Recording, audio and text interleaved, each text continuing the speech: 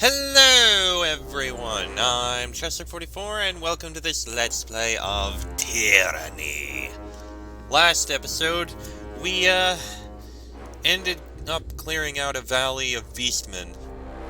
I wish there was another way we could have gone through that, but unfortunately it didn't seem there was, not the way we had things set up.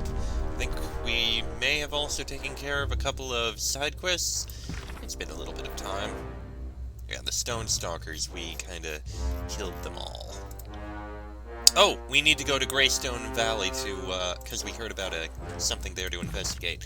First, though, seems we can speak with Kills and Shadow, so let's do that. Alpha.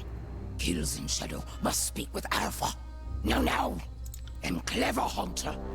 Can reason why Pack would need to kill one tribe of beast women, weakest but largest tribe, to best human prima called Kairos.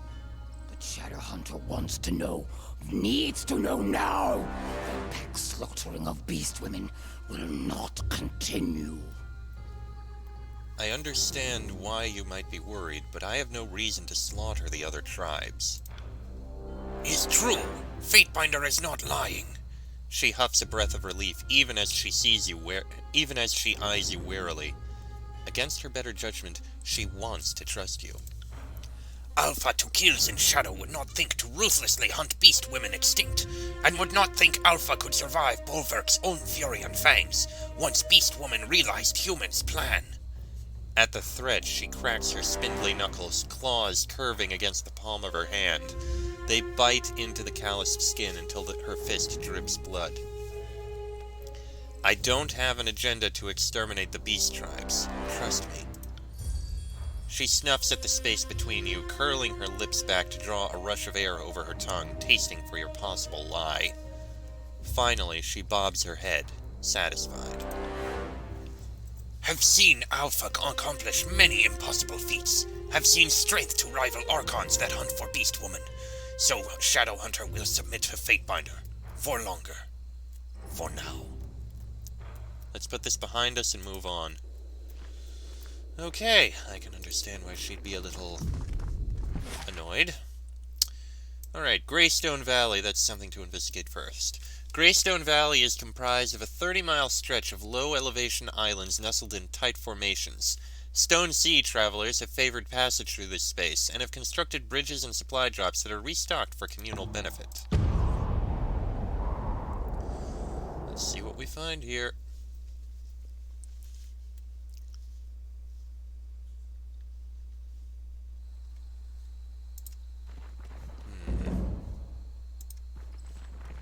Oh, there's someone here. What was it that was seen here? Claim that disfavored soldiers have been attacking settlers in Greystone Valley. Yeah, let's investigate. Ugh, Overlord's mercy. That hurts. Hurts like hell. A Fatebinder? Out here? The man lifts his head, regarding you blearily. Stripped of his armor, you can see several jagged wounds to his throat, belly, and thighs. Any one of them should be fatal, yet the man is very clearly alive. Thank Kairos. I thought the bastards had doubled back to kill me. Again. What happened here? He lists to one side, slumped and muzzy. Normally, when I wake in a strange place wearing nothing but my drawers, it's under more, pleasurable circumstances.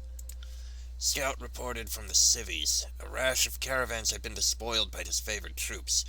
Of course, it wasn't us, so me and Isod got detailed to track the problem. Didn't know then a squad of shields was missing. Tracked the bastards a few days, found the squad's body some leagues downhill. Thought to turn back, but two of the shields, they meant something to Isod, so I let him press on. He grunts as he pops his leg, resetting the shattered bone. We kicked a damn hornet's nest of chorus. They've been sniping our guys a few at a time, using our armor to raid the caravans. So the chorus, disguised as disfavored, are hijacking caravans. Yeah, the chorus are smearing our name. If it was just my reputation on the line, so be it, but I can't let them do this to the general. He suffers enough for us. Let me guess. You'll like me to step in and take authority in the matter. Damn right I do. You're a Fatebinder, aren't you? Well, I want justice. And blood. The chorus will pay for this. They can't be far gone. Tracks there. He points to the left. Are headed north. He slumps and curses, beaded with sweat. You find those scarlet bastards, be sure to give them my regards from Ash, right before you cut their pissing cocks off. Oh yeah, we're definitely going to do something about them. That is not something that should be happening here.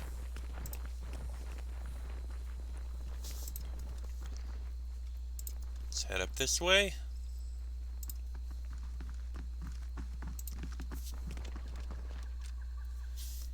How am I to fight in this? The press plate alone weighs more than a beast.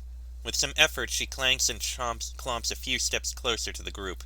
She wheezes, suit rattling as her muscles tremble from the effort to stay standing. I can barely breathe in this iron trap. The man next to her snarls and pounds a meaty fist on his helm.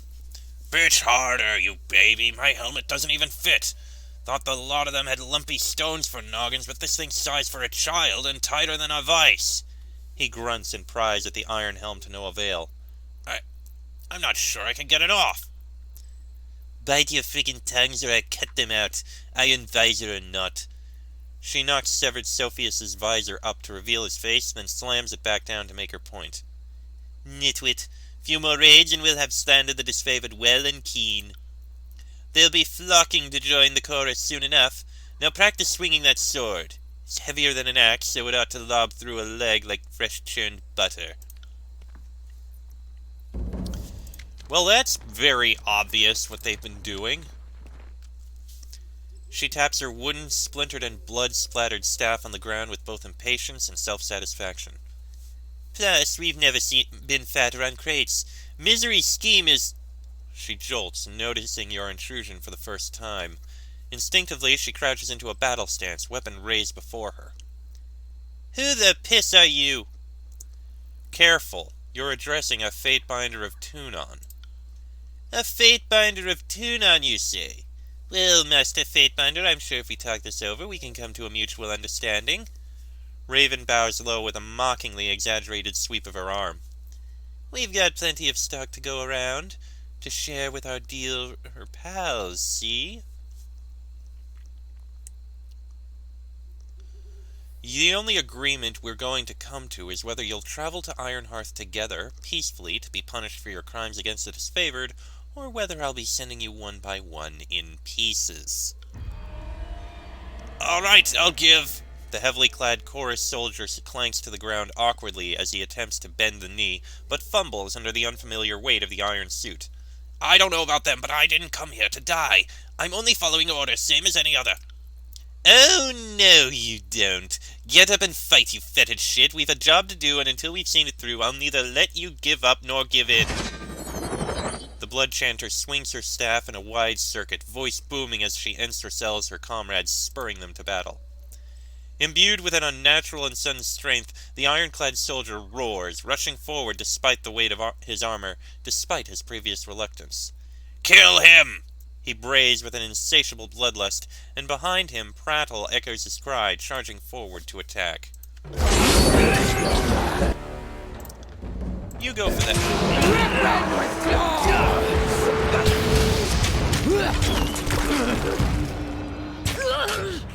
You are going to deal with it as quickly as you can, please. Okay, 8 mages. As you all will.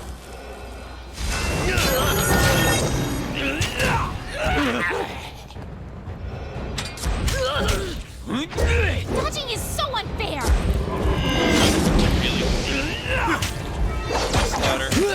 Whimper and ride for beast woman! Alright, she's dead. On it. And one more to kill. There we go. Okay, that went well. Quest completed. Ironwalker armor, Ironwalker boots. Boots might actually be slightly better than what we've got. The difference is there's no Crusher firearm. Maybe not. Take some loot there. Take some loot there. Take some loot here. that looks like about it. Alright, let's go tell the guy down here that we managed to successfully deal with that. Successfully. You find the bastards that killed Assad? Rest easy, soldier. I've wrought vengeance on the guilty. Thank Kairos for Fatebinders, bringers of justice and order to the Tears. And fuck the chorus screamers who'd openly affront the Overlord's chosen own. He grimaces a pained grin. Then, swearing and shaking, he stumbles to his feet, cracks a shoulder, and shuffles sluggishly toward the distance. I won't forget what you've done, Fatebinder. He shouts to inform you, waving a two-fingered salute in farewell before he disappears over the bridge. I'll tell the Lieutenant and the others at Jag Maw what you've done for us. Gladly. Now with that handled, let's move on. We have to head over towards Howling Rock at the Downing Spire. Howling Rock is one of the most remote sections of the Stone Sea, laying in the center of a region that is incredibly difficult to traverse. Near the center of this area is the final resting place of the Archon of Stone, Cairn. The Earthshakers work to draw energy from Cairn's remains, enhancing each of their number before sending them off to battle in other sections of the Tiers. That's quite a roundabout route. We didn't need to go through Stone Down Gorge. I guess this is probably faster.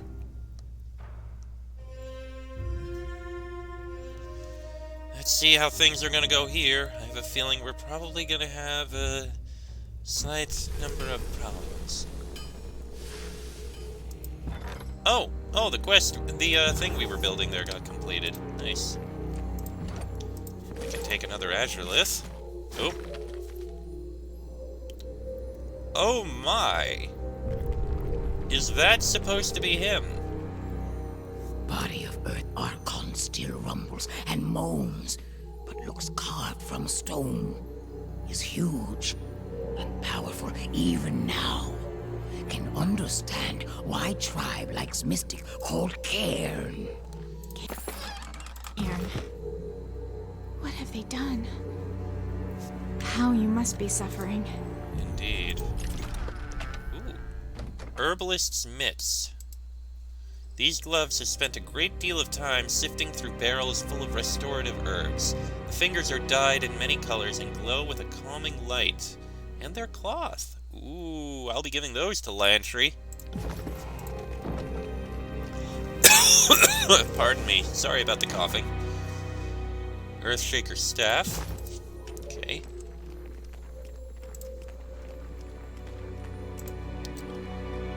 Moving on through. Looks like we need to climb down here.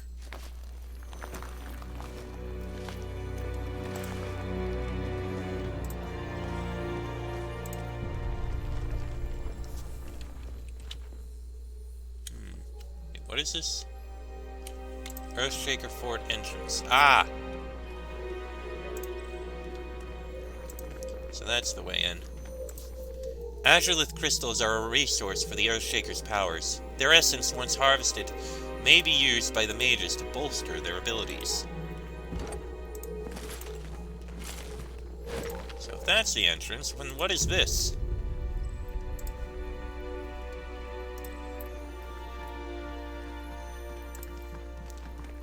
Can't do that. More Azure Crystals? Yep. Got several of these.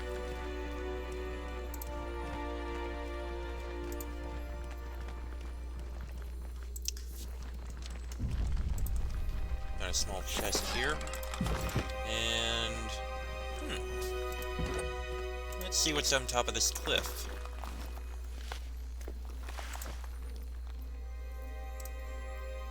I'm guessing there might be another Azure Crystal up here. Oh, another point to climb. A camp. Interesting. Found something. This camp is typical of Stone Sea explorers. Many travel from all corners of the Tiers in search of unclaimed treasures from the now-defunct kingdom of Azure. And Sigil of Bounding Bolts, which we already know, so we can sell that. Okay. Simple enough. Let's head back down and actually go into the fort.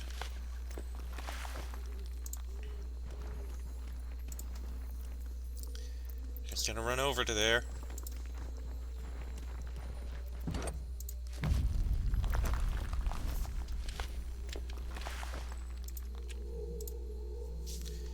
I'm guessing that this is probably just an effective way to keep the fort closed. Excuse me again.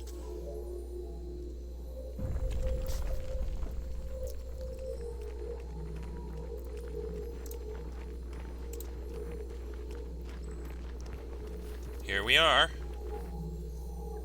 Stone Shakers probably need to raise the bridge. A Fatebinder of Tunon, here? What business have you at Howling Rock? Speak, or be pelted with stone. Sign the sigil of Cairn's forgotten name. So you are one of us? The Earthshaker signs the sigil back to you, and the coded exchange is complete. She nods and touches her fist to her chest in salute, but her eyes are hard as boulders, wary as she watches you. We will raise the gate, but be warned, Fatebinder, I will see the Earth swallow you whole should you bring strife against us. Well, I was right about the gate. Sir, wait up!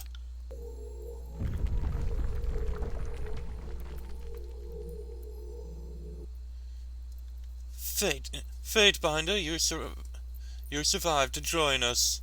The Iron Guard studies you with a stern intensity. If the exertion of the red has winded him, he does not show it. His brother, on the other hand, doubles over, hands on his knees as he catches his breath. Between the two of them, Cadus is splattered in the remains of battle, while Radix stands wholly pristine. Course he would. Cadus looks to his older brother and straightens. You saw the trail of corpses he left. Made my job easy. Well, easier. The lieutenant gives you a curt nod. Thanks to you, we've made it in one piece. Glad you could keep up.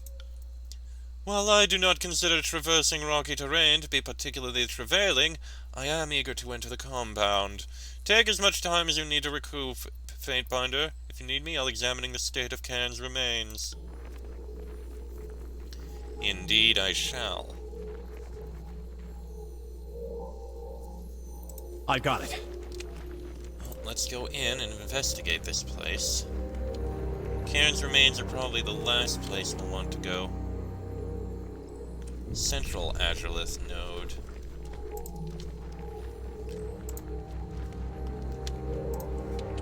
We'll head there last. We'll take a look elsewhere first.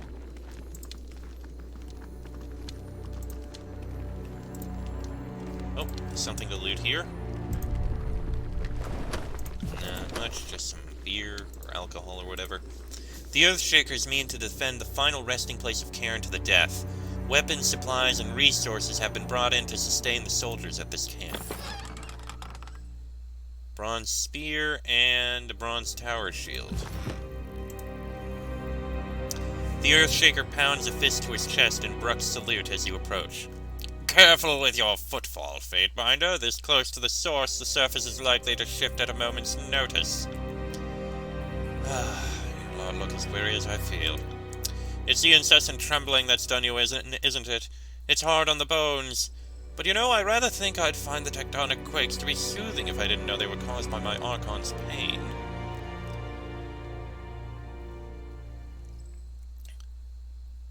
My condolences to your guild. Spoken like a true diplomat, or an agent from Tunon's courts. You must want something. The question is, can I provide it for you? Right then, how may I assist you, Fatebinder? Could I get a discount, perhaps? Who am I to refuse the guild's Fatebinder? Surely. Let me see your wares. Masterwork Earthshaker staff, Earthshaker clothing, and a few other things. But that's not what I care about. What I care about is selling some of this loot that I don't actually need. Sell that. Sell that. Sell that. Sell that. Sell that. I don't really have much to sell, do I? I take it back. Sell that. Let's see. Sell that. Sell that. Sell that. Sell that, and sell that. And that I'll keep. Hold on to all those things. And all these.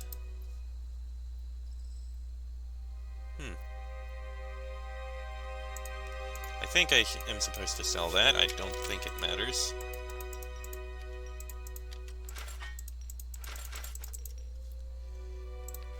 Hold on a second.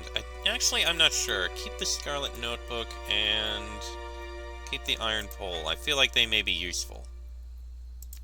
The rest of it is sold. Right. And these items all go in here.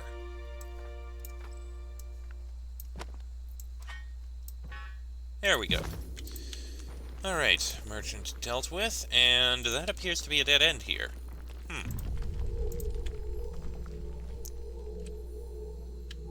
Got these Azure nodes, but we don't know what they're supposed to be doing. Well, let's keep looking around here. Another box to loot. Leave luck to kills in shadow. Research drug recipe. This partial recipe describes the process for creating a powerful drug, but more research is needed to fill in the recipe's gaps. This research can be made with a Spire library upgrade and the proper materials. Of course. Sorry, I can't. Go any further that way. Another Azure node. And this leads into... Oh, that's the base of the Spire, isn't it? The Spire has survived the magical tremors that ravaged the Stone Sea.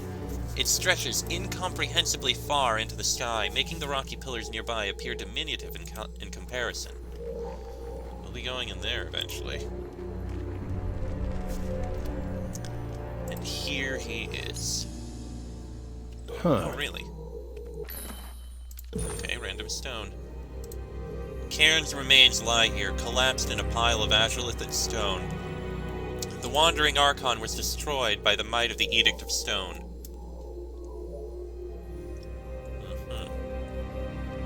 He is quite large. Excuse me. Apologies for the cough. Fatebinder, I presume you are adequately rested? The Iron Guard studies you with a stern intensity. Well rested, huh? Cadus jerks a glance at Radix. Hate to think of what it might mean if that earlier show wasn't a Fatebinder at peak performance. Yeah, glad you're with us, sir. The commander touches a knuckle to his chin in thought. Yes, I must admit I am as well, especially in wake of recent discoveries. What discoveries? What's happened? While I served Ash at Vendrian's Well, in my stead the guild succeeded in their mission to locate and guard Cairn's remains. Of course, none of us expected he would have survived. He nods once in admiration of his former master. My Earthshakers commenced studying Cairn, and, as a result, have unearthed a rather invaluable finding. Cairn yet labors to survive. This, of course, is ultimately infeasible. Even the mountains cannot withstand the force of Kairos' will. However, our Archon has retained a considerable sum of arcane energy. Energy that my guild could harvest and wield. Isn't he suffering enough? Do you have to add to it? According to the General, long as Cairn lives, the Edict will keep tearing up the land. That's good for us, bad for the rebels in the chorus. If Earthshakers harvest and use Cairn's energy, will that not kill him and thus end the edict that continues to plague the land? Your assumption is correct. However, my Earthshakers have devised a ritual wherein we can extract and expel Cairn's energy in one concentrated pulse upon his death. It would permanently ravage the land, starving Nerat's chorus and the rebel army, enabling us to end the war. The Iron Guard salutes you, steadfast in his devotion. While I would relish the opportunity to study Cairn further, we cannot risk this strategic advantage. We must gain Ash's approval to act swiftly.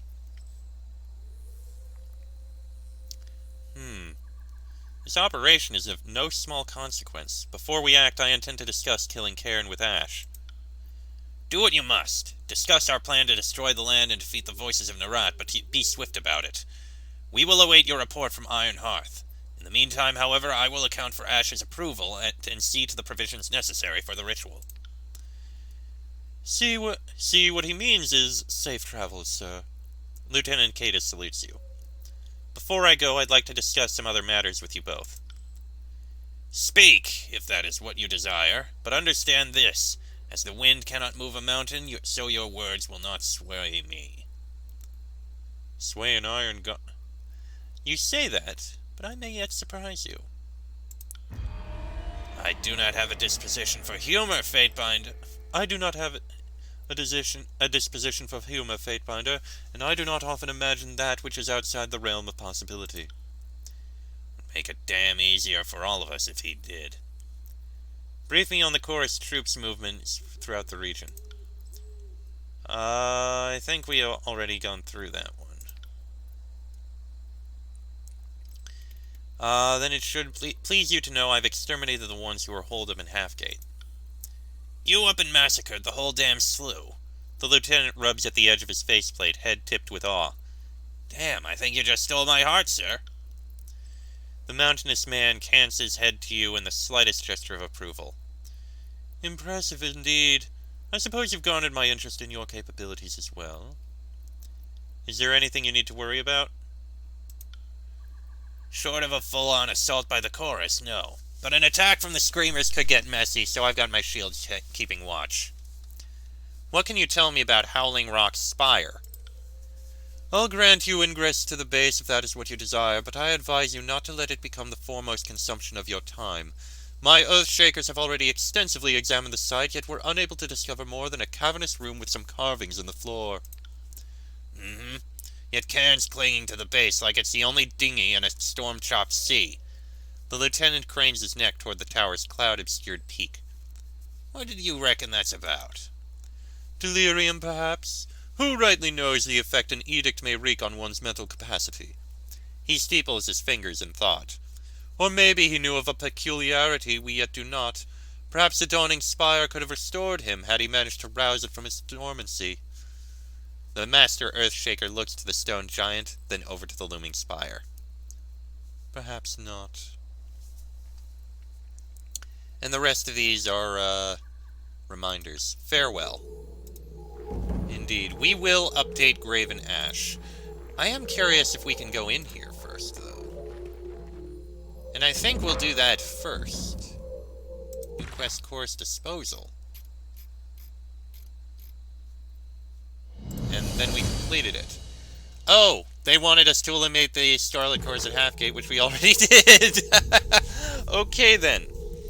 Right. Well, I'm gonna end this episode here, because I think it's gone on about long enough. Next episode, I kind of want to go into the Spire. That'll give us if we can activate it, that'll give us a shortcut to get back to Ash.